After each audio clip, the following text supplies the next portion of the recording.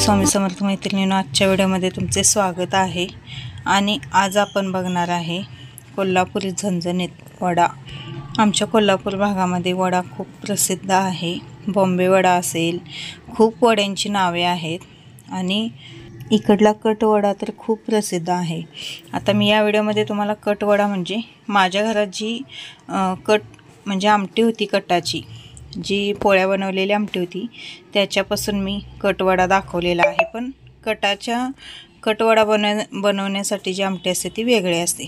तर सगळ्यात आधी मी हिरवी मिरची, परत आलं, लसूण, थोडेसे जिरे, मीठ, इथं तुम्ही पुदिना आणि कोथिंबीर सुद्धा ॲड करायची आहे। माझ्याजवळ नव्हती त्यामुळे मी घातलेली नाही। आणि बटाटा जो कुकरला मी उकडून घेतलेला आहे, उकडून सोलून व्यवस्थित असा स्मॅश करून घेतलेला आहे हातानेच। आणि आता आपण फोडणी बनवून घेऊया। 2-2.5 पै तेल घातलेलं आहे आणि जिरं, मोहरी, कढीपत्ता घातला आणि त्यानंतर जे आपण वाटण बनवलेलं होतं ते तेलामध्ये व्यवस्थित भाजून घेतलं। तेलामध्ये व्यवस्थित भाजून घ्यायचं, कारण त्याचा जो कच्चापणा आहे तो निघून गेला पाहिजे। आणि त्यानंतर थोडंसं हिंग आणि हळद घातलेले आहे आणि स्मॅश केलेला बटाटा त्यामध्ये ॲड केलेला आहे। बटाटा हा चिरून घ्यायचा नाही, लक्षात ठेवा, स्मॅश करूनच घ्यायचा, कारण त्याला आपल्याला वड्यांचा आकार जर द्यायचा असेल तर स्मॅश केलेले बटाटेच लागतात। आणि चवीनुसार मीठ घातलेलं आहे आणि व्यवस्थित सगळं ते तेलात परतून घेतलेलं आहे, जेणेकरून सगळा मसाला म्हणजे हिरवी मिरची, परत लसूण, आल्याची पेस्ट सगळ्या बटाट्यांना व्यवस्थित लागलं पाहिजे।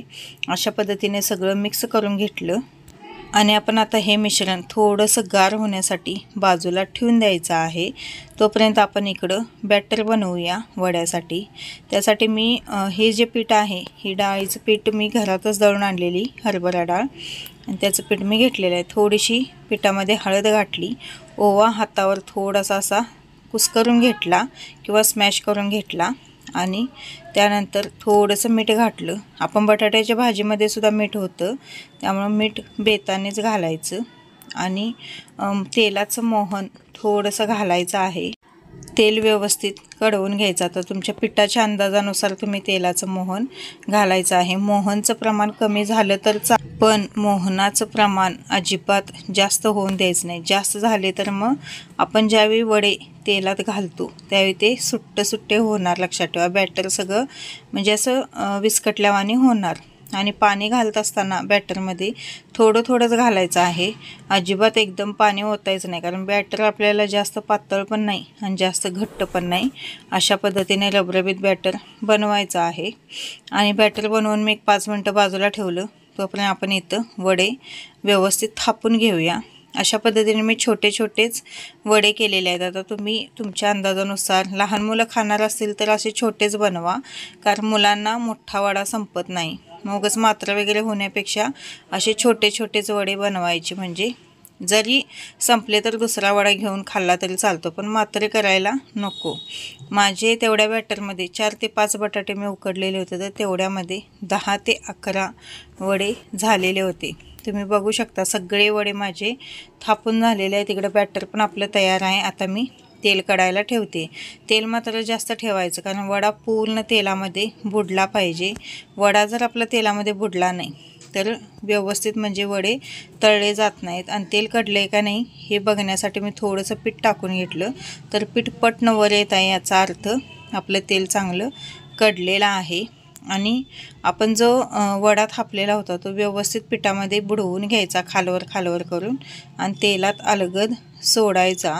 आता जे मी पिठाचं बॅटर बनवलं आहे याच्यापेक्षा सुद्धा तुम्ही थोडंसं घट्ट बॅटर बनवला तरी सुद्धा चालेल। माझं सुद्धा बॅटर थोडंसं पातळ झालेलं आहे। आणि जो चुरा होता तो मी काय केला तर ते जे आपलं बटाट्याचं बॅटर होतं त्यामध्ये घातला आणि मसाला वडा बनवला। राहिलेले 4-5 वडे होते ते असे मी मसाले वडे बनवले, कारण जो भजींचा चुरा आजूबाजूला राहिलेला होता तो सगळा घेतला त्यामध्ये आणि ते व्यवस्थित त्यामध्ये स्मॅश केला आणि त्याचे गोळे परत बनवले आणि त्याचे मसाले वडे बनवले। तर अशा पद्धतीने आपले सगळे वडे बनवून झालेले आहेत। आणि आमच्या घरात एक छोटा उंदीर आहे, म्हणजे श्री, त्याने 1-2 वडे यातले लंपास केलेले आहेत, संपवलेले आहेत। तर चला आता मी कशा पद्धतीने कटवडा बनवले ते दाखवते। मी काय केलं, वडा ठेवला आधी खाली, आणि जी कटाची आमटी होती म्हणजे येळवणीची आमटी पोळ्यांची ती त्याच्यावर घातली. थोडासा कांदा घातला वर, थोडीशी शेव किंवा फरसाणा आणि कोथिंबीर आणि लिंबू आणि परत सोबतीला आपण 1-2 पावाच्या फोकी ठेवल्या की झाला आपला कटवडा तयार. आणि किती छान वड्याला कलर बघू शकता तुम्ही, किती छान आलेला आहे, खूपच मस्त दिसतो. हॉटेलमध्ये जो कटवडा मिळतो त्याची जी आमटी असते, ते कट असतो तो वेगळा असतो, पण इथं मी घरात जे उपलब्ध होतं त्यापासून तुम्हाला दाखवलेला आहे घरच्या घरी.